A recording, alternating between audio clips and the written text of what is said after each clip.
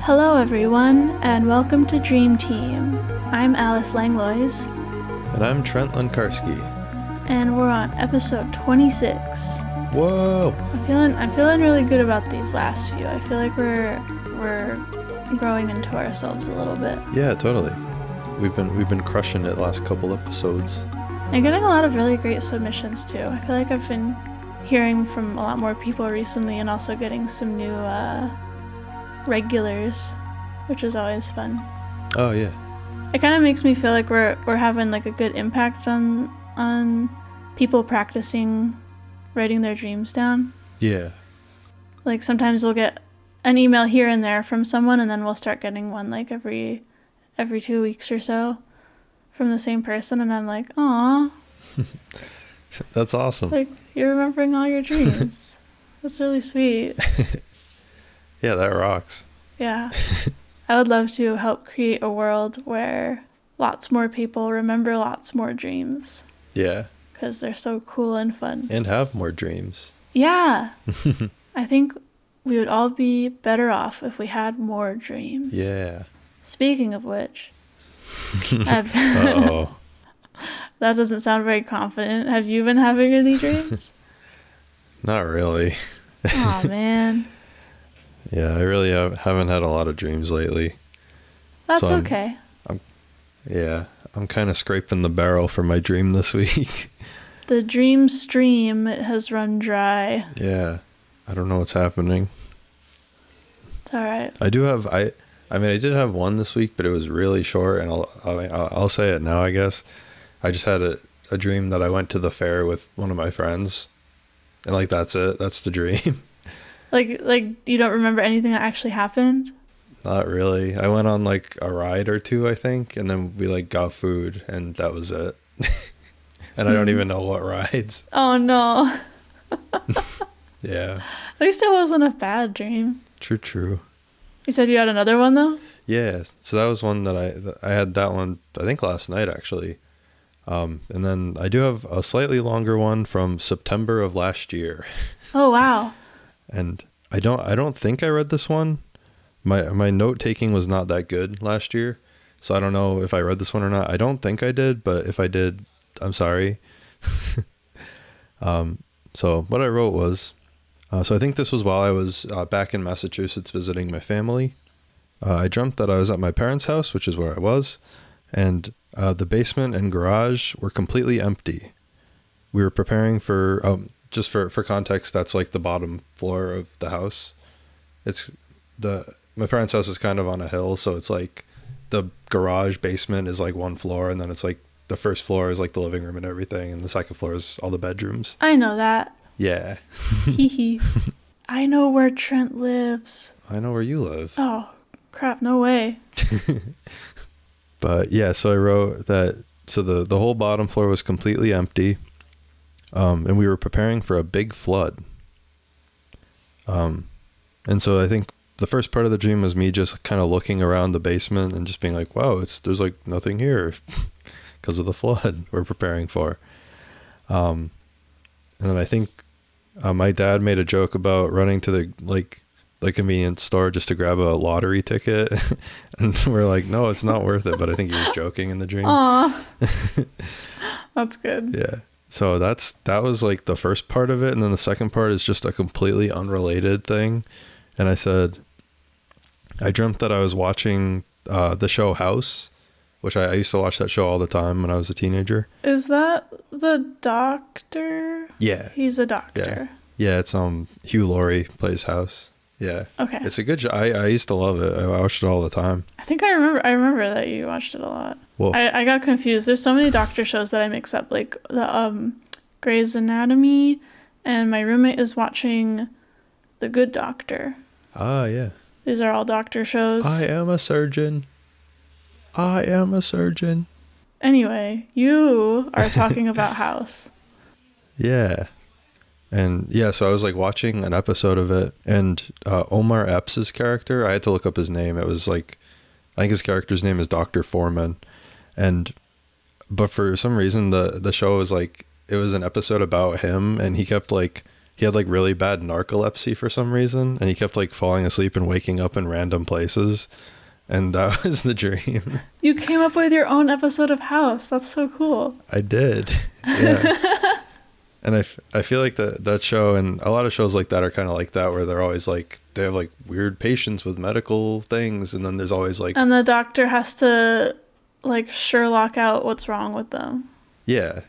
But then there's always like 1 or 2 episodes a season where it's like one of the main characters has the medical problem, and we got to figure out what's wrong with them. Oh, it's extra important because. Yeah, because he's a main character. How do you? But who doctors the doctors? You know. Exactly. So it was like, I guess I had one of those secret episodes. Your brain made fan fiction. Yeah. That's so cool. I guess so. Okay. I am always, whenever I finish a show or a book that I really love, I'm sad because it's over. Yeah. But I don't really I've never really been interested in like making fan fiction or fan art or that kind of thing to like extend my enjoyment of the piece of media. Mm-hmm. But it would be so cool if my brain just did it while I was asleep.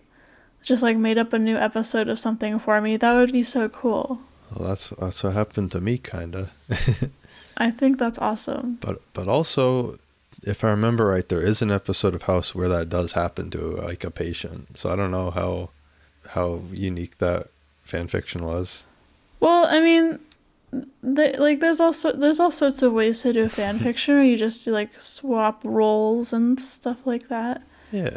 Or like, what if everything in the universe of this media was exactly the same except so and so never did this one thing?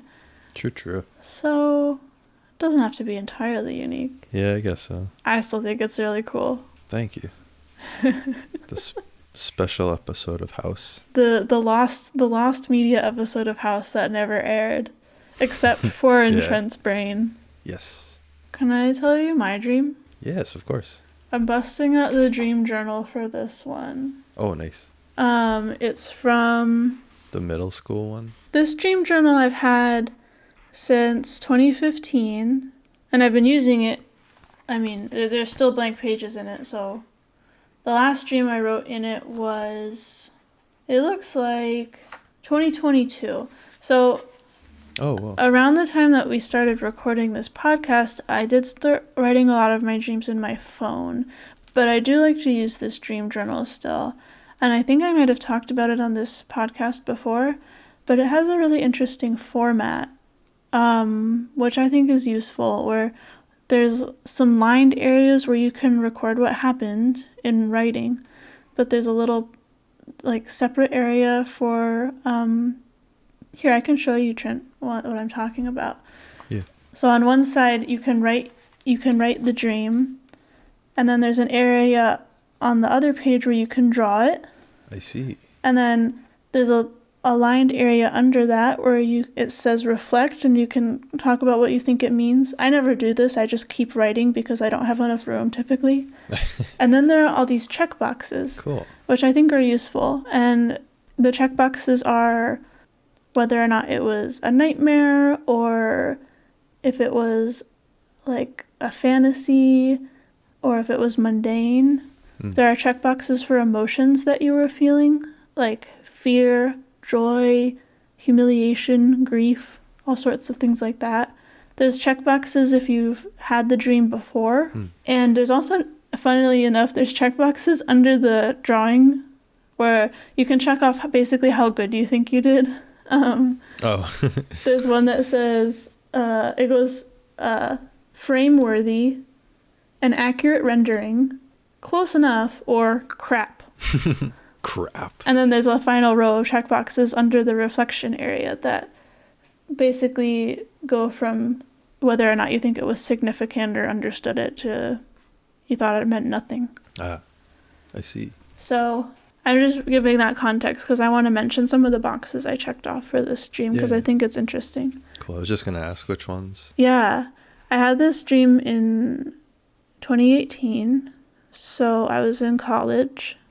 And as with most of the dreams that I wrote down, I checked off fantasy. And I think in this dream journal, it could probably mean more like a personal fantasy, like something that you've always wanted to happen to you, I think is what it more means, rather than a genre. Yeah, I could see that. But I usually check it off as in most of my dreams, if they were made into a film, would be in the fantasy genre. Yeah. That's funny. So that's just why I check that off. And I thought this dream was really interesting because I checked off some emotions that I don't usually check off. Usually I check off like some really basic primal ones, like fear, usually like if I'm running away from something, or, you know, on a secret mission that's like kind of scary, I might feel fear. Sometimes I'll check off joy. A lot of times I'll check off like vulnerability. But those are kind of the basic ones. I don't usually use the other ones. But here I checked off freedom, anger, and loss of self. Oh. Which I think is a really interesting checkbox to have, but one that I'm glad that they put there, because I think like looking back on a lot of the dreams I've had, there's a lot of times where I'm turning into something else, like, you know, something that is not human, and that can sometimes my consciousness feels like it stays the same, like it's just my brain inside a different body, but sometimes I feel like I feel mentally different when those things happen to me, and I think that is a form of loss of self. That's a good box. I've definitely had dreams like that too. Yeah. I'm like, I am myself, but something's not right. Something's not, yeah, exactly, yeah. It just feels off.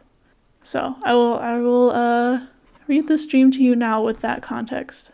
Cool. The beginning is kind of fuzzy. I remember driving or being driven around. I'm not sure. But towards the end, my family and I were going into a church. It was strange, and there were pools of colored water inside. Pink, blue, and yellow. Something wasn't right. The church wasn't how it was supposed to be in some way, and everyone knew it. I felt increasingly angry throughout the sermon, and then suddenly, in a rush of water, I was enclosed in a pink, cube-like mass of liquid. In a rage, or just in a fit of power or passion, I split the floor apart, creating a waterfall. I lifted masses of the colored pools, rearranging them with great effort, while the crowd looked on fearfully but with awe. I finally pulled stone platforms up from the water around me, so my family could walk over the water. I was apparently one of the, I wrote, gods/goddesses/deities of their religion. After that moment, I could go to and from a godlike state at will. That's all I wrote. Damn. Yeah. Not a very long dream, but a very interesting one. Yeah. But I think in this case, the loss of self was like, there was this separate part of me that was this sort of like deity, higher being that I think I wasn't consciously aware of, and something just triggered it, you know? Yeah. Like they were doing church wrong or something, not really sure. I see that. And then I remember just feeling angry, but like not really knowing why. Like I wasn't like, I didn't want to be in the church, or they said something I didn't agree with. It was like that kind of unsettling feeling of like something's not right. You know? Yeah, I could see that. Like I could imagine like if a religion has been around for like 10,000 years and it gets kind of distorted from its original way of being, perhaps some, you know, in some fantasy world, if a deity exists that people do worship, maybe it would get angry if they forgot. This has become so corrupted or changed after so many years. People have forgotten how everything is supposed to be set up and how you're truly supposed to worship or whatever. I'm not really sure. I don't consider myself a religious person, although my family is. So if you were more of a dream interpretation type, I could see some deeper meaning in that about rejecting organized religion and having faith in oneself or something. I don't really know. Yeah. I think for me it was more just another dream where I have cool powers, and a lot of times when I have dreams where I have cool powers, they're usually influenced by my emotions. So I usually have more ability to control them when I am very angry, very scared, or very sad or excited. I also thought it was interesting because I believe last episode I mentioned in that very long dream that there was a part where the ocean was collapsing into itself and I raised the water sort of by lifting my arms, and that I'll post it on the Instagram, but I did a drawing of what I saw in this dream, and it's a very similar thing of I drew myself in this sort of like pink. Can I see it? Yeah, I'll show it to you. I drew, you can kind of see it in the middle. That's me in the middle. Oh. And I'm in this pink cube of water, and I'm lifting my arms. Cool. And it's that lifting action again that's like raising the water around me. And you can see there's this like wave of water going over my head, and in the background there's all these little people standing around. Oh. Those are all the people in the church. And there's other floating cubes. Yeah, there's other floating cubes. This was sort of like as I was shifting everything around, and this line here with hatch marks pointing downwards is representing that the floor has split apart. So this is like a chasm. Oh, cool. And there's like water falling into it. Parting the Red Seas. I guess so. Parting the pink and blue and yellow seas. doing a little Moses action. Yeah. Not sure. Very cool. Except in the dream from last episode, I believe I was unparting the sea. I was trying to fix it. Oh, I don't remember. Remember in the last dream, the ocean started like falling, and I like pulled it back up. Oh yeah. I just thought it was interesting that that dream was from longer ago than this one. Like that was a high school or middle school dream, and this was a college dream. Mm-hmm. So I think it's interesting that there are these like thematic reoccurrences. Yeah. I also put under the drawing, I only checked off close enough, but looking at it, it's one of the more detailed ones I've done in this dream journal. So yeah, it looks awesome. I'll put it in the Instagram. But I used colored pens and everything to show the different colors of the water, which is pretty cool. And I'll put it in the YouTube video. Yeah. I also checked off. Let's see. Have you dreamed this dream before? No. I don't typically dream the same dream, but I checked it off just in case. But yeah, that was a fun one to dig up again. Very cool. Thank you for sharing. Yeah, thank you too. Mm-hmm. Hopefully next time I'll have a fresh dream that is of substance. Well, even if it's not just I went to a fair.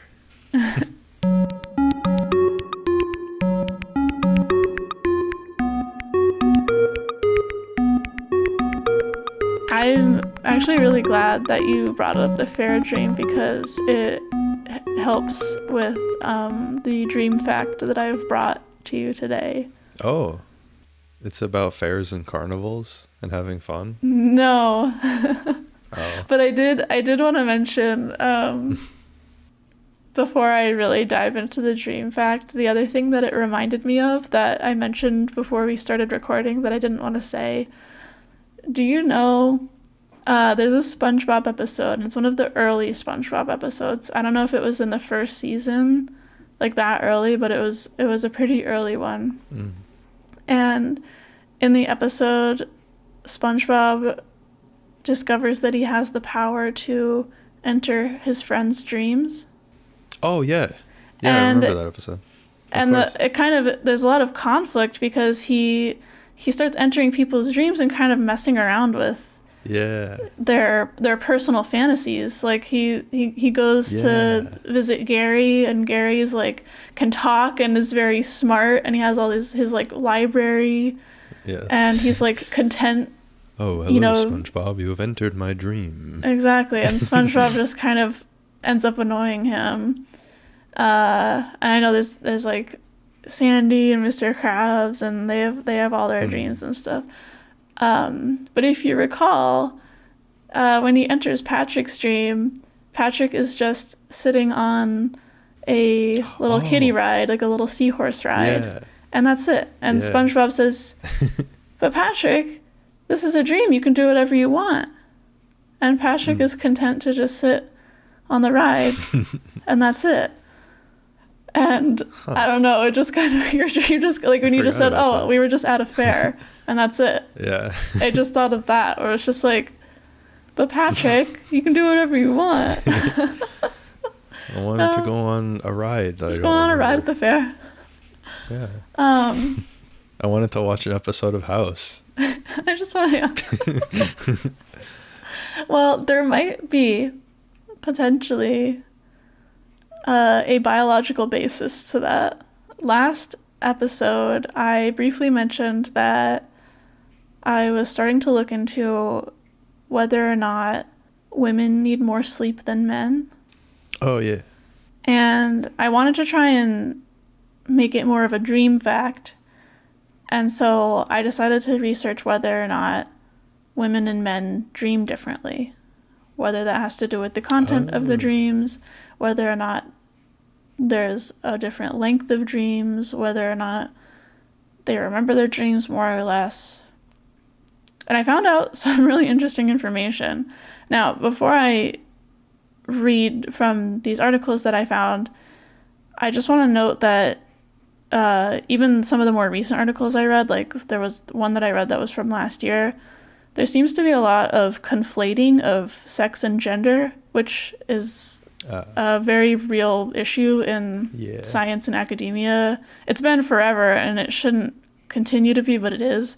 So I just want to say that when I'm quoting stuff and saying gender, I would probably think that they mean sex.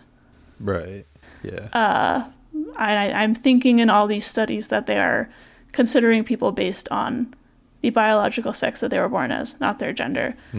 So just want to throw that out there. I personally am not conflating sex and gender. I think it's we've moved past that as a society, and we don't need to do that anymore. Sure. But you know, these studies that I've read, some of them are meta-analyses that have studies in them from like, you know, anywhere from 10 to 30, 40 years ago.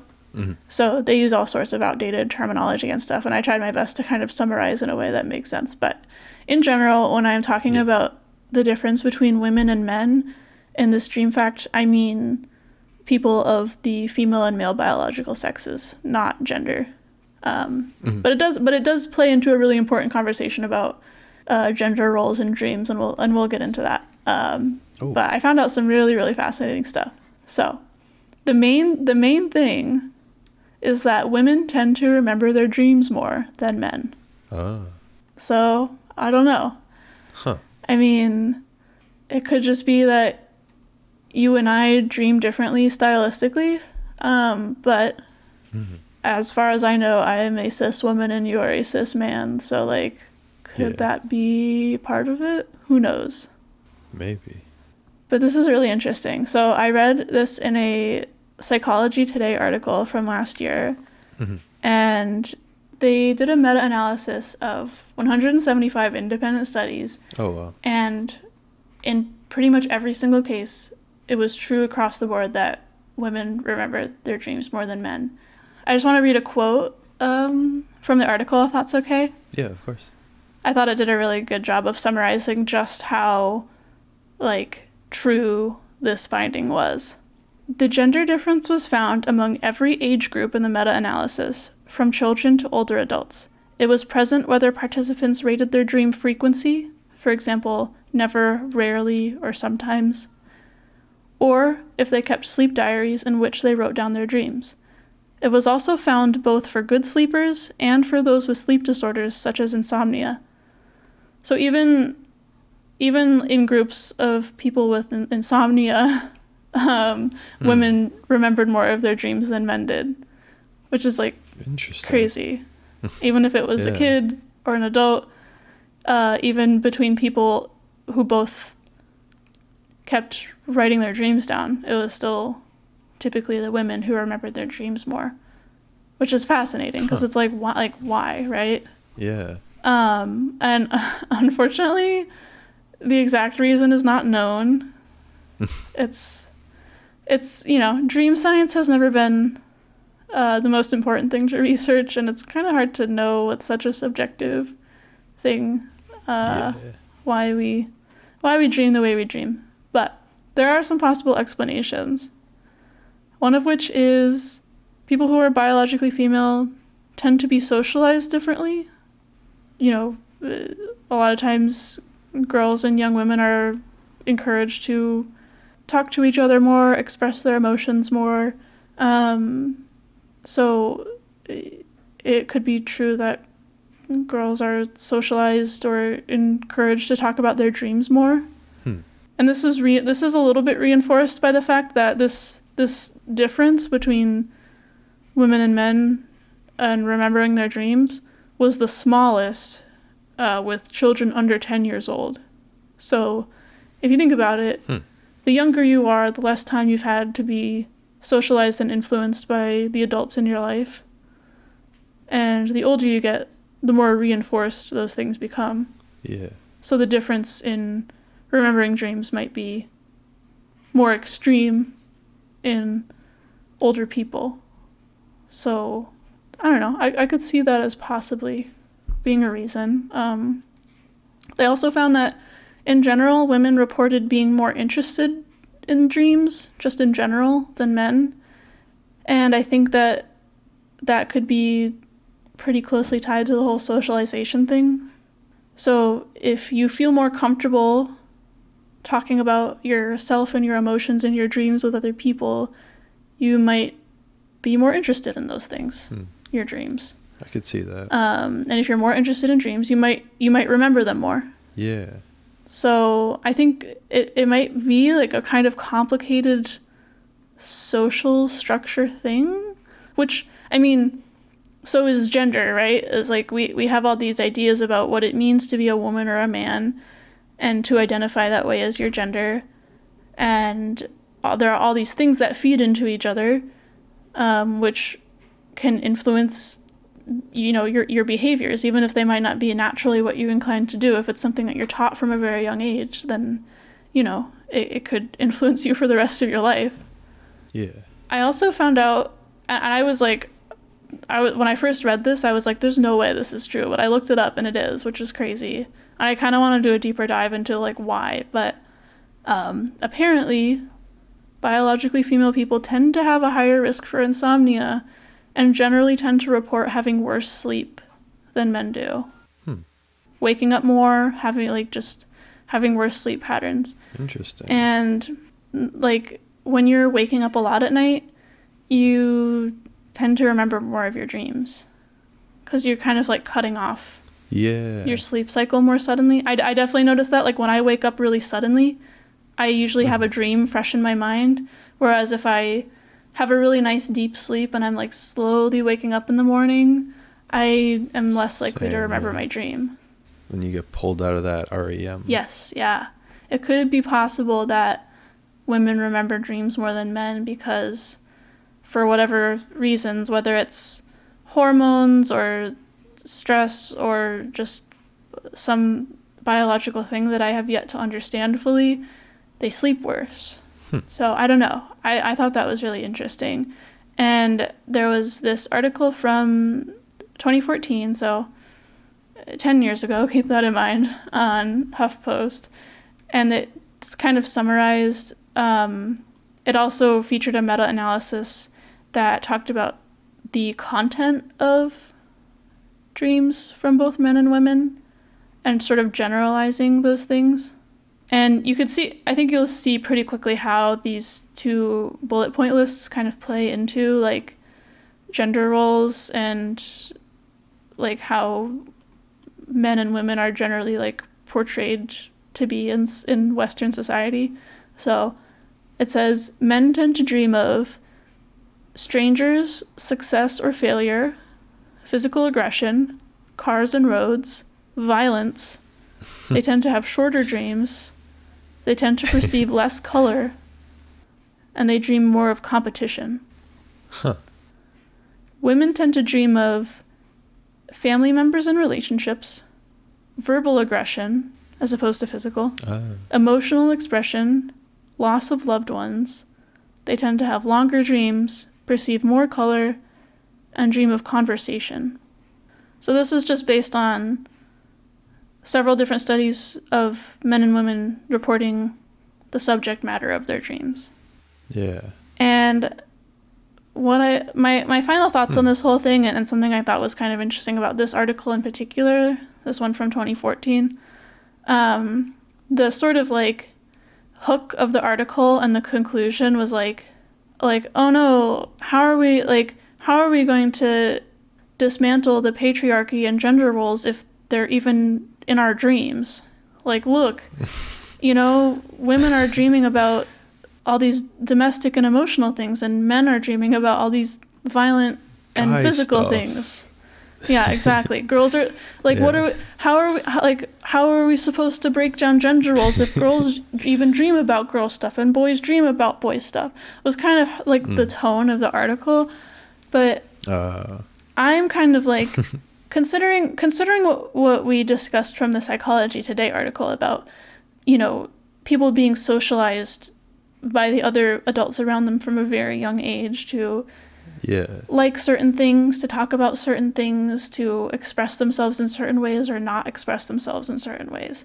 Is it really natural to dream about those things, or are those just things that we're taught to do and then dream about because they're things that we were taught to do and that we do often because we were taught to do them? Like, yeah, I think it's that. Does that make sense? Yeah. It's just like, I don't know. Feels like more the second one. I was a weird child, and I...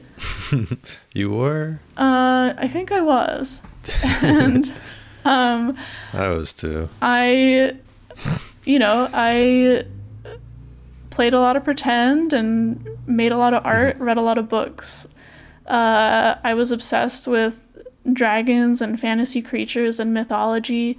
And warrior cats. Yeah, I read all those Watership Down, all the weird animal books. I like Star Wars. And to this day, even though I do not read those books anymore, I'm super busy. I don't really have a lot of time to read at all.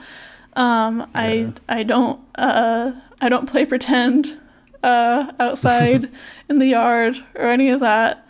I do. Every time I act, I play pretend. Oh yeah, you do. That's really great, actually. I guess I do play pretend sometimes when I'm filming. But even though those were things that I heavily associate with my childhood and behaviors that I don't really engage in anymore, there are still these like really, really prevalent things in my dreams. Mm-hmm. Where like, if you made a bullet point list like this from this HuffPost article of like what Alice tends to dream of, it would be like shapeshifting, flying around, going on missions, fighting bad guys, stealing stuff, hiding, exploring vast and amazing lands. Like, those were things that I think I just reinforced within myself, I guess. Yeah.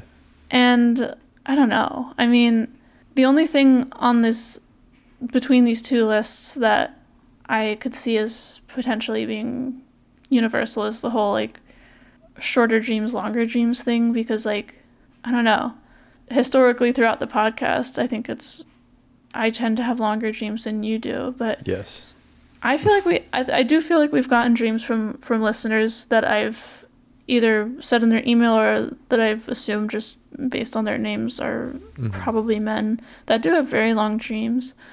So yeah. I've had a handful of really weird long ones. Right. So it's like, it's obviously not universally true. Yeah.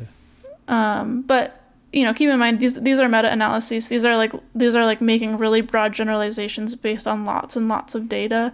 So of course people will be different at the individual level, but we're talking about really broad trends here, which like with that much data, I don't doubt that these aren't true. I just don't know if it's fair to conclude that that's just how girls and boys are, Yeah. I think that if people were socialized differently as children, maybe there would be more people out there who had a dream every other night about turning into a dragon. I'm not really sure.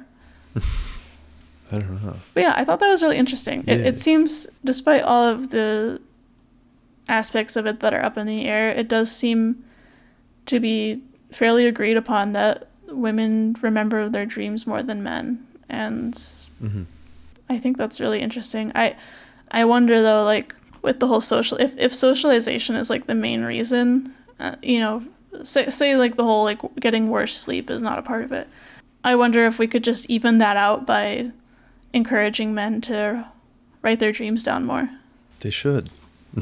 Everyone should. Yeah, I mean, I think everybody, whatever gender you are, whatever biological sex, I think everybody should write their dreams down, because it's awesome and cool. True. But I have a question. Yeah. Kind of going off of that, my mom has definitely told me about dreams she's had, but my dad very rarely has dreams at all, or hasn't told me about, like, any of them. Interesting. So I know your family's a little bit bigger, so I'm just curious, how does it work in your family? Huh. Or if you know. I have definitely heard more dreams from my sister. I know of a few dreams that my brother has had. And I do know, my brother actually texted me recently, like a month or two ago, that he has a group chat with his friends, where, like, a group chat just for sending their dreams to each other. What the heck? Why aren't they sending them? I know, I should tell him to send them to us, right? Send them to our dream mail. But I thought that was pretty cool. Like, he's got this little dream group chat where, like, him and his buddies talk about their dreams, which I think is great. And I think more people should do that. Yeah, that's sick. But I don't know. I guess I don't know if I could tell accurately whether or not my sister or my brother dreams more or less. But I feel like both of them remember their dreams fairly regularly. Is that because I grew up talking to them about my dreams a lot? I'm not really sure. Was that just something that we all instilled in each other? Because, you know, I was really interested in dreams, and I would ask them about theirs, or they would have a dream and we'd all talk about it. I mean, there are dreams from each of our, like, respective childhoods that are just, like, known in the family because they were, like, you know, nightmares that woke up the whole house, or, like, were silly to hear a little 3-year-old telling you about, or things like that. So I think my family just has a general, like, acceptance around talking about our dreams. I feel like it's a little bit harder to say with my parents. It's funny because I feel like, I guess I can't really remember, but I don't know if my mom really tells me a lot about her dreams, but my dad, there's, like, one or two where it's like that, again, that kind of thing where it's just like, oh, it's just like a really crazy dream he had a long time ago, but it's, like, stayed as a story within the family. Right. So I don't know if that's really a signifier of whether he dreams more or less than my mom. I'd have to ask them about how often they talk about their dreams with each other. I feel like I talk more with my siblings about my dreams than with my parents. Yeah. But I feel like in general it's fairly normalized, and I think everybody in my family, regardless of gender or sex, has had dreams that we've all talked about together. So okay. I don't know if that's very common or not, but yeah, that's a really great question. Cool. I was just wondering. But yeah, I don't know. I thought that was a really interesting dream fact. Yeah. And it's just interesting that there have been so many studies about it. I was, like, reading through the list of both of the things, and I'm like, I've had dreams of, like, all of these. Like cars and roads and stuff? Yeah, and like the ones for women too. Like, I've had longer dreams. I've had dreams where I lose someone. I think that's why they're saying, like, they tend to dream of, like, I think they're saying that, like, men would tend to dream of those things more. I haven't had many violent dreams though. I wouldn't say that I've had either. I read one on the podcast with gun violence in it. Right. I also feel like I'm more likely to dream about sort of, like, auxiliary people in my life rather than close family members. Right. Like, I'm more likely to dream about a random person I saw in one of my college classes but wasn't exactly friends with than, like, my mom. I could see that. So I don't know. Again, these are really general, so of course they're not going to apply to everybody, but it is interesting to consider them as just, like, general broad trends across the population. I'll leave you with this. I think that we can definitely dismantle gender roles in our dreams. Just try dreaming about different stuff. Like, I don't know. Yeah. Think weirder thoughts, do weirder things, try something new, go somewhere you've never been before, get a new hobby. Dream about cars and violence. Wait. Dream about more color. And cars.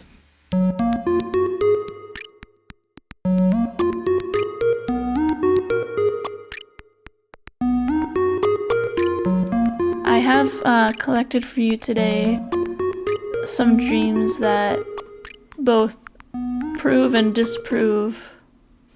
Actually, hard to say. Just some really weird dreams that don't really have anything to do with these lists of dream conventions and gender. So, let's get into some listener submissions. I was wondering if you would read the first one? Sure. Oh, this first one comes from Sep. We've heard from Sep before. Yeah, I love Sep. Yeah. And Sep says, "Hi again," with a little happy face. Hi, Sep. Hi, Sep. I had a really funny dream recently and thought I would share. In this sort of short dream, me and a bunch of classmates were going to enter an exam. We were in a waiting room kind of place. There was a really big couch and I was sitting on it. One of my friends put her bag next to me and was going to charge her phone. I was sitting between her and the extension cord. Her phone charger's cable was too short to plug it in, standing from where she was. So instead of going near the extension cord like a normal person, she put the part with the sockets on my lap and plugged it in. I didn't do anything about that. Then my attention shifted to some guys I didn't recognize. They were studying for the exam on their phones when they received a notification.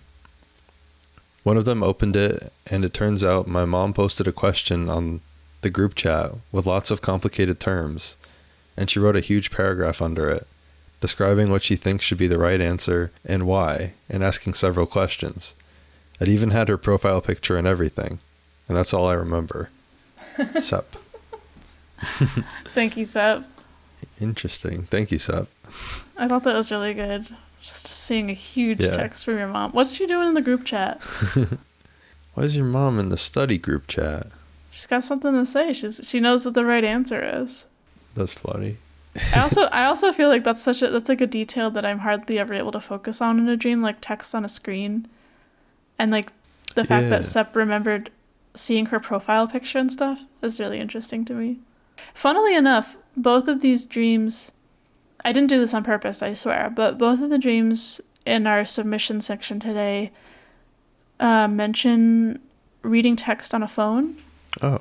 And I'll go on a brief tangent. I didn't put this in the document, but Sep mentioned in the email that they sent that they had seen a meme that was like something like scientists explain how we use smartphones every day, but we never see them in our dreams or something.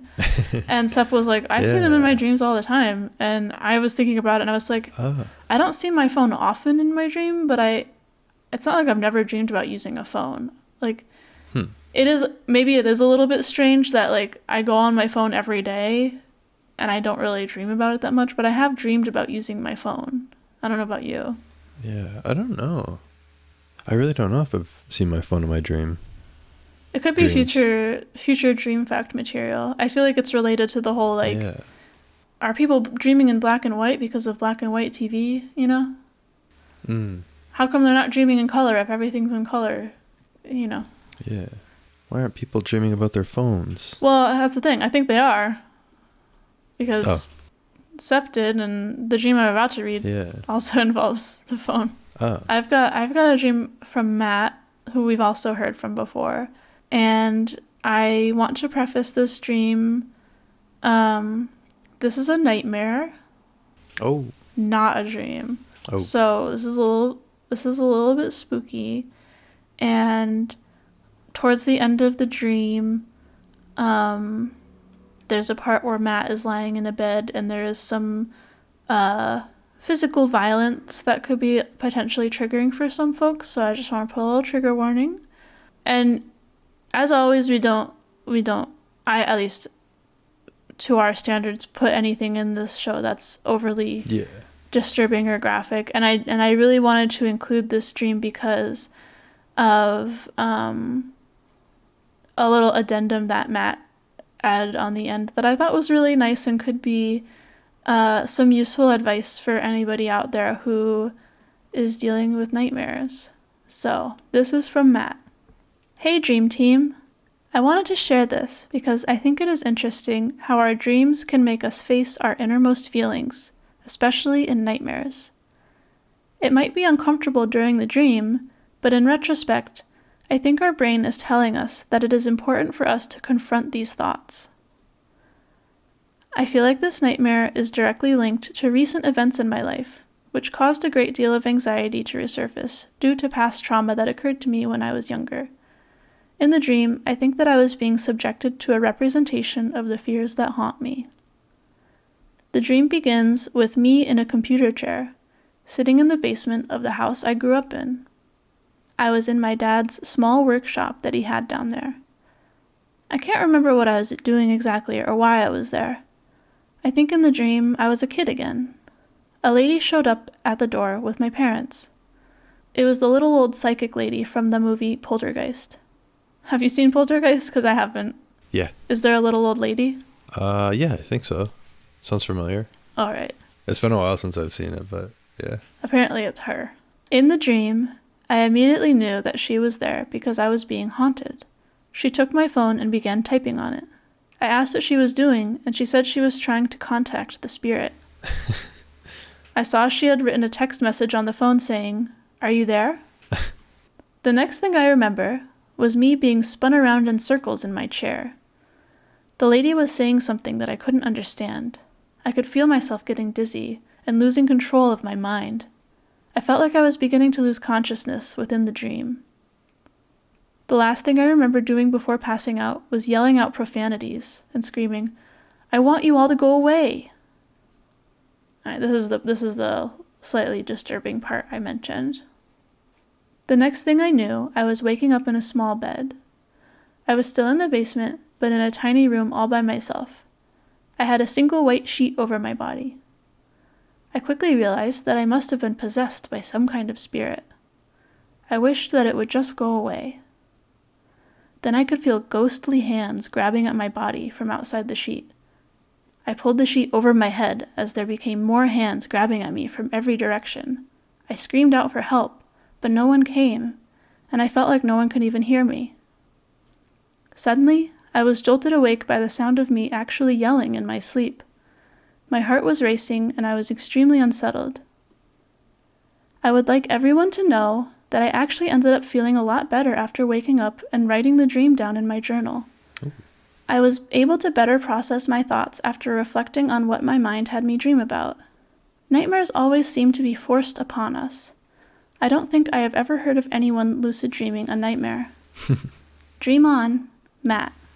Thanks, Matt. So I thought that was actually, Matt, I'm sorry that you had that dream. Yeah. But I thought it was really interesting that you felt better after writing it down. And I feel like that makes so much sense. Like, when you have a scary dream, like, I don't know, writing it down, I think it makes it, I don't know, less in your head and more just sort of settled. You can kind of make sense of all these things that were scaring you. Yeah, it almost makes it like less real. Because like if you're just like walking around with like, I had this thing that happened to me in a dream, or did I have a thing that happened to me? It's like, oh no, that was just a dream. Like you wrote it down in your dream journal. Right. So I could see that, yeah. But I thought it was really cool that it made you feel better and it made you feel like you could process what had happened to you. And I don't know, I just thought I wanted to include that because even though it was a scary dream, I hope that anybody listening to this who has nightmares could maybe try what Matt did and try writing down even the scary dreams.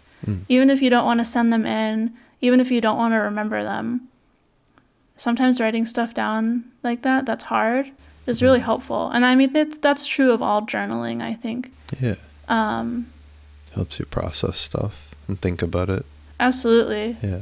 I mean, I don't journal often. I should more, but a lot of times when I journal and it's something that's really bothering me, I don't really want to look at it again. I don't really want to read about what was bothering me, but it feels really good to get it out on paper instead of just roiling around in my head, you know?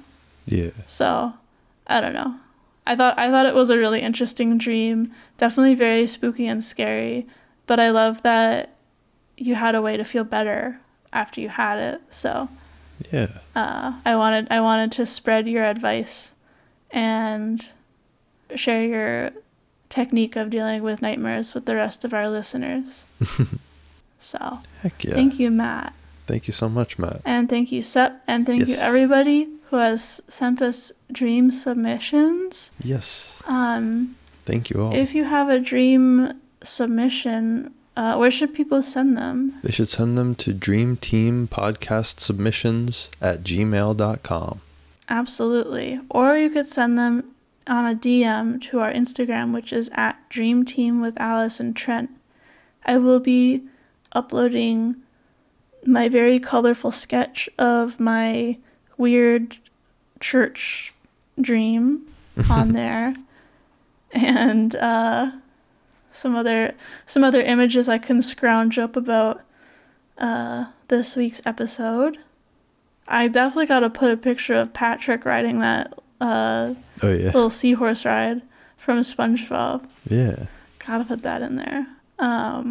Totally. But yeah, please send us your dreams. Send us other people's dreams if you have their permission or they tell you a dream. We got a submission recently that it wasn't the dream of the person emailing us. It was a dream of their coworker, but it was about them, which I thought was really funny. Interesting. So, really send us anything. Ideas for dream facts that you want to hear about.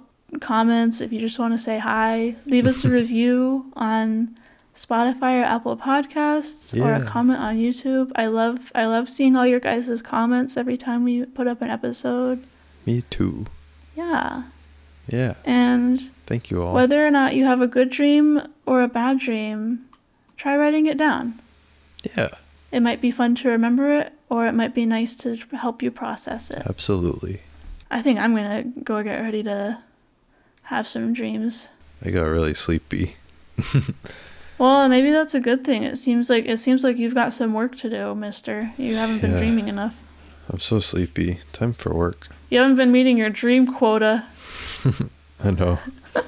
I've been slacking. No. We can't control always. I guess we can. I mean, I could take a ton of melatonin and see what happens. I really don't think that's a great idea. I'm not going to. I don't need to. Although we should do a dream fact about melatonin. Oh yeah. Anyway, I hope that everybody listening to this sleeps well tonight. I hope you remember a good dream, and we hope to hear from you soon. Yeah. And see you next time on Dream Team. Sleep good, everyone. Good night. Good night.